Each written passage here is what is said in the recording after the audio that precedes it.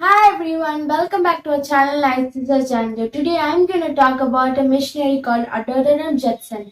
Adoniram Judson was born in 1788 in Epworth to Adoniram Judson Sr. and Abigail Brown. He was the eldest of three children. At the age of 16, he was enrolled at the Brown University and graduated as a valedictorian at the age of 19. At the Brown University, he encountered a young man named Jacob Eames, who became his closest friend. Jacob Eames was a devout deist, and this made Judson stray away from his childhood beliefs. And he began to believe in the French philosophers. And soon after his college, he became a teacher and authored a grammar and mathematics book for children. However, he became restless no matter of his wealth or fame. And after some days, he encountered some of his dad's friends who were preachers, and he was thinking about his belief in the deist.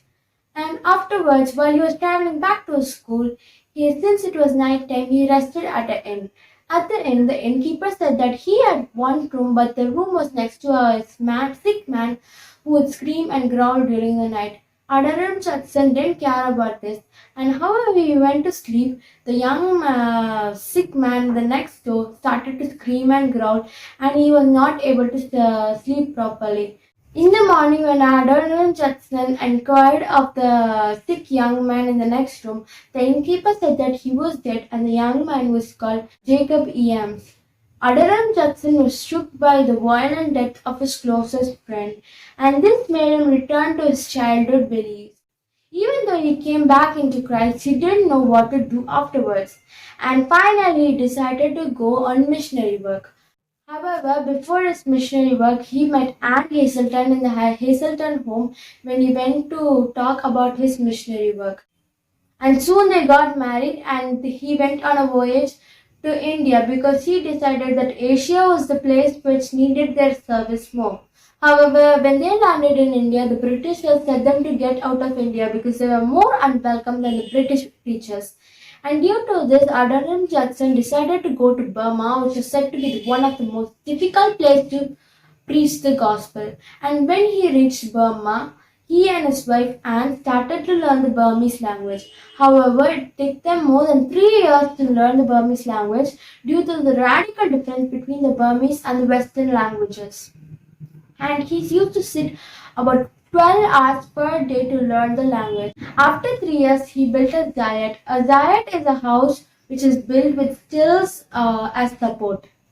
And he kept a meeting house near the zayat where he started preaching the gospel. And soon after 2 months of strenuous preaching, he had his first convert, Mayonai.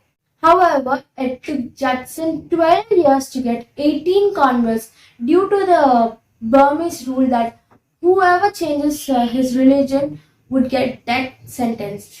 And in 1820, he petitioned to the king that he should change the rule. However, when the king read the gospel, he threw it to the ground and disregarded Adoniram Judson's petition. No matter what, Adoniram strived and preached the gospel. However, in 1824 broke out the Anglo-Burmese War. The two reasons that this war broke out was because of Burma's desire for more territory and the Britishers' desire for more trade. And in Burma at that time, whoever spoke English was considered to be a spy and was arrested. And one day when Adoniram and his wife sat down for dinner, the prisoners with the official executioner came and threw him down to the ground and took him to the prison. And in the prison, they were suspended in the air with only the neck on the ground. And Anne, with much struggles, came and delivered food to Adoniram because food was not given to them. In the prison at 3 o'clock, a gong bell was rung, and the prisoner comes in and takes out an Englishman and executes them. However, Adoniram was saved due to the grace of God. And during one of Anne's visits to Adoniram worried about his New Testament translations. Adoniram had finished his New Testament translations in 1819 and he worried about them.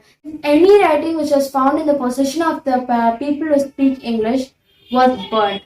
So he told Anne to put it inside a traditional Burmese pillow and bring it to the prison.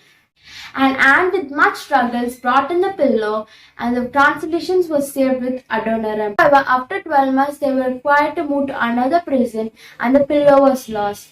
And there was a cook in Adoniram's house who was worried about Adoniram and came to the prison and came across this pillow. The guard who took the pillow found it to be very hard and threw it on a hip.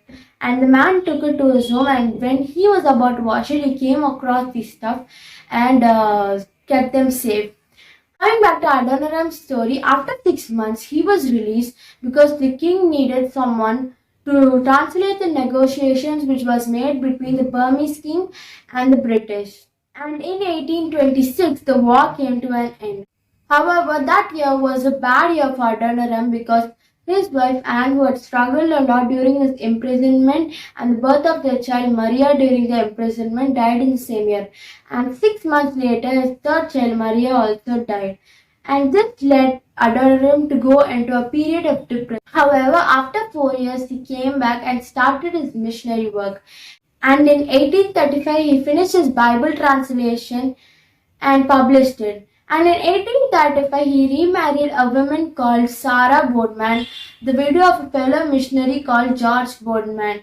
And she was a great help in spreading the missionary. And Adoniram came in contact with the Karens, who were a scattered tribe who lived in jungles and forests and in hills along the southeast. And the Karens were inspired by him and started the preach of gospel all over Burma. However, in 1844, Sarah became ill and the physician suggested them to go back to the US. She died en route St. Helena. When he came back to the US, everyone started to praise him because of his missionary work, and he started giving sermons about his travel to Burma. He was not able to speak more than a whisper due to his pulmonary illness. He used the assistant to tell them to the audience. And in 1845, he commissioned a memoir for Sarah. He married the author who wrote the memoir of Sarah in 1946. And he came back to Burma and resumed his missionary work. In 1850, he was found to have a serious lung disease, and the physician suggested him to go on a sea voyage to cure it. And in the sea voyage, at the age of 61, on April 12, 1850, he died. And he was buried at the sea. At the time of his death, there were about 800 churches and 10,000 believers in Burma. Which is now called Myanmar, is said to have the third highest population of Baptists after the US and India. He spent a lot of his time to preach the Bible due to his love for God and his faith in God. Through his life, he learned that no matter how much struggles you have in the path that God has chosen for you, you'll finally succeed in life. Thank you for watching. See you in the next video. Until then, bye bye.